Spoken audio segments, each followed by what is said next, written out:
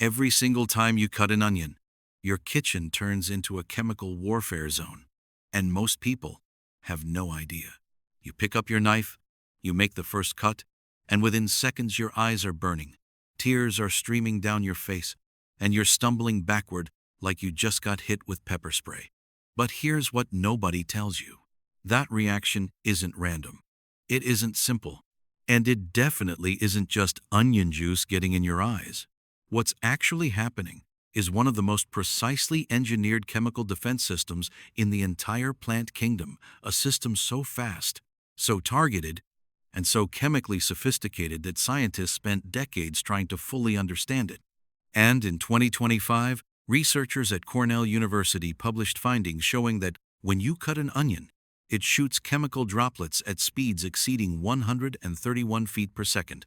That's faster than a human cough. That's faster than a sneeze. That's a vegetable on your cutting board launching a chemical attack at nearly 90 miles per hour. So, let's talk about what is actually happening, why the onion evolved to do this, what those chemicals are doing to your eyes, and why everything your grandmother told you about stopping onion tears is probably wrong. To understand the onion, you have to go back about 7,000 years. Onions are one of the oldest cultivated vegetables on Earth. Ancient Egyptians worshipped them. Roman soldiers ate them for strength. But long before humans ever discovered them, onions were doing something far more important: surviving. Every plant on Earth has to solve the same fundamental problem. They can't run. They can't fight back. They're rooted in the ground, completely immobile, and they're surrounded by things that want to eat them. Insects, fungi, bacteria, grazing animals, all of them are a constant threat. So plants evolved chemistry. And the onion, over millions of years, evolved one of the most sophisticated chemical defense systems ever discovered in the plant world. Not just a bad taste, not just a rough texture. A two-component weapon system that only activates at the moment of attack, and that activates so fast it can reach a predator's eyes before the predator even has time to react. Here's how it works. Inside every onion cell, there are two things that are deliberately kept separate. The first is a sulfur-based compound called isoalanine. The second is an enzyme called alanase. These two things exist in the same cell but in different compartments. The isoalanine sits in the main body of the cell. The alanase is locked away in a separate structure called the vacuole. Basically, a sealed storage pouch inside the cell. As long as the cell is intact, as long as the onion is whole, nothing happens. The two components never touch. There's no reaction. But the moment you cut that onion, the moment a knife blade or a tooth or an insect mandible slices through those cell walls, both compartments rupture at the same time. Isoalanine and alanase flood into each other. And within milliseconds, not seconds, milliseconds, alanase converts isoalanine into an unstable intermediate compound called 1-propenyl sulfonic acid. This is where it gets remarkable. That compound is chemically unstable. It wants to react with something immediately.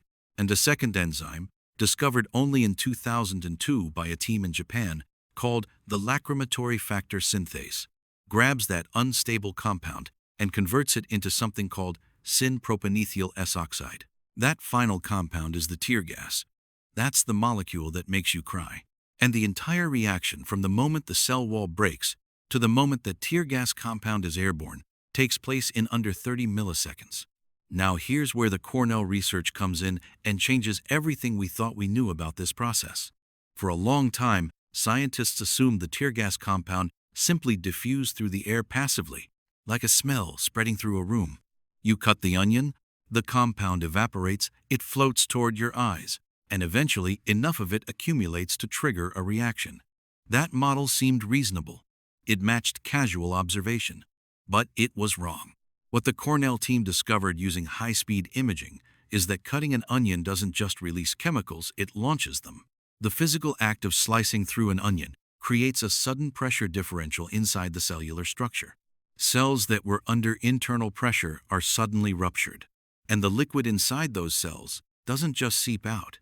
It gets ejected, violently, in the form of tiny aerosolized droplets moving at speeds that the researchers clocked at over 131 feet per second. For context, A professional baseball pitcher throws a fastball at around 95 miles per hour. The droplets coming off a freshly cut onion are moving at nearly that speed. They travel in a cone-shaped spray pattern outward from the cut surface. They reach your eyes not because they slowly drift there, but because they are fired there, ballistically, like microscopic bullets. And because they're so small, they bypass your natural blink reflex entirely.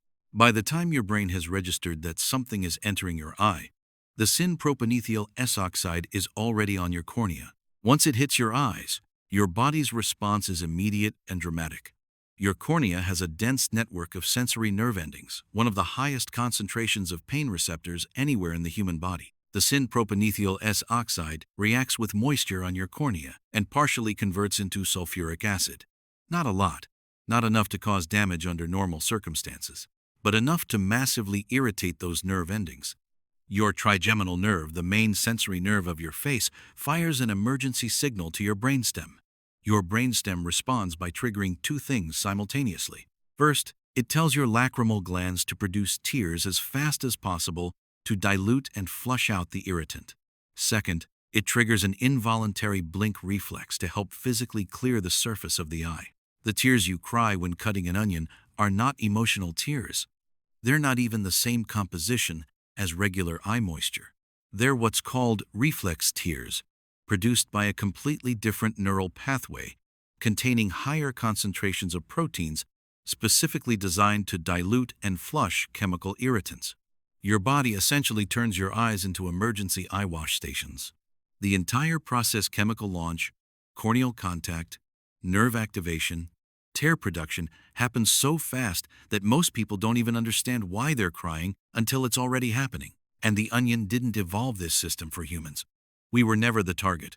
The target was insects, specifically the kinds of insects and soil bacteria that would invade an onion bulb underground, eat through it, and destroy it before it ever got a chance to flower and reproduce. The speed of the reaction matters because insects make tiny cuts. A fungal hyphae penetrating a cell wall, an aphid inserting its mouthpart, a beetle larva chewing through tissue. All of these create the same cellular rupture that your knife does. And the ballistic ejection of chemical droplets means that even a tiny breach triggers an immediate chemical counterattack that reaches the attacker before it can go any deeper. The system is also calibrated to be reversible. After the initial attack, the tear gas compound breaks down relatively quickly. It doesn't linger in the tissue. This is important because the onion doesn't want to poison itself. The defense is surgical, rapid deployment, targeted effect, then chemical breakdown so the healthy surrounding tissue isn't permanently damaged. This is extraordinary evolutionary engineering, and it's happening in a vegetable you buy for $1 at the grocery store. Now let's talk about why all the common advice you've heard about stopping onion tears either barely works or doesn't work at all. Chilling the onion in the refrigerator before cutting this one has some genuine basis. Cold temperatures slow down enzyme activity. If the alliinase enzyme is cold enough, the conversion of isoalliin into the tear gas compound happens slightly slower. The compound is produced in smaller quantities and takes slightly longer to become airborne. But here's the problem. Your knife is room temperature. Your cutting board is room temperature. The moment you start cutting, friction and ambient heat start warming those cells back up. The window of slowed enzyme activity is extremely narrow. You'd have to cut an almost frozen onion extremely quickly for the temperature reduction to make a meaningful difference. Most people don't. And even when they do, researchers have found the reduction in tear gas production is maybe 30 to 40%. Not elimination, just a modest reduction. Cutting near running water almost completely useless. The syn-propanethial S-oxide that's already been ballistically ejected at 131 feet per second is not going to be intercepted by water vapor from your tap. It's already in the air. It's already moving toward your eyes at high velocity. Running water next to the cut surface might capture some of the very slow-moving diffuse molecules, but it does nothing about the high-speed ejected droplets. Wearing goggles, this actually works. This is the only hack with a real scientific basis.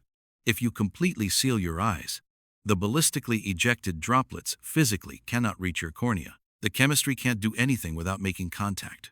Airtight onion goggles are genuinely effective. They're also genuinely embarrassing to use, which is why nobody does it. Using a sharp knife is also legitimately helpful, and the science here is interesting. A sharp knife creates a cleaner cell rupture. The cells are cut more precisely, with less crushing and tearing of surrounding tissue. A dull knife crushes cells rather than cutting them cleanly, which ruptures far more cells in the surrounding area, creating a much larger zone of enzyme-substrate mixing, and therefore a much larger volume of tear gas. A razor-sharp knife minimizes the collateral cellular damage. You still rupture the cells directly under the blade, but you're not also destroying every cell in a 2 mm zone around the cut. This is real. A genuinely sharp knife reduces tear production measurably. And then there are the really bizarre folk remedies. Holding a piece of bread in your mouth, lighting a candle near the cutting board, standing on one leg, whistling, breathing through your mouth. None of these have any scientific support whatsoever. None of them intercept the chemical reaction. None of them block the ballistic ejection pathway. None of them prevent the compound from reaching your cornea. They exist because cutting onions is universally miserable. People desperately want a fix, and placebo effects are powerful enough that if you believe the bread in your mouth is helping, your brain might actually dampen its own pain response slightly. But the chemistry doesn't care what you believe. What this research ultimately reveals is something much bigger than a kitchen inconvenience. The onion is a case study in how life solves problems. Millions of years of evolutionary pressure, insects eating bulbs, fungi invading cells, bacteria decomposing tissue produced a solution so elegant and so precise that we are still discovering new details about it today. A two-component weapon system that stays completely inert until the exact moment it's needed. A deployment mechanism so fast it beats the blink reflex. A tear gas compound synthesized in under 30 milliseconds from scratch. And a self-limiting reaction that protects the plant's own tissue from its own weapon.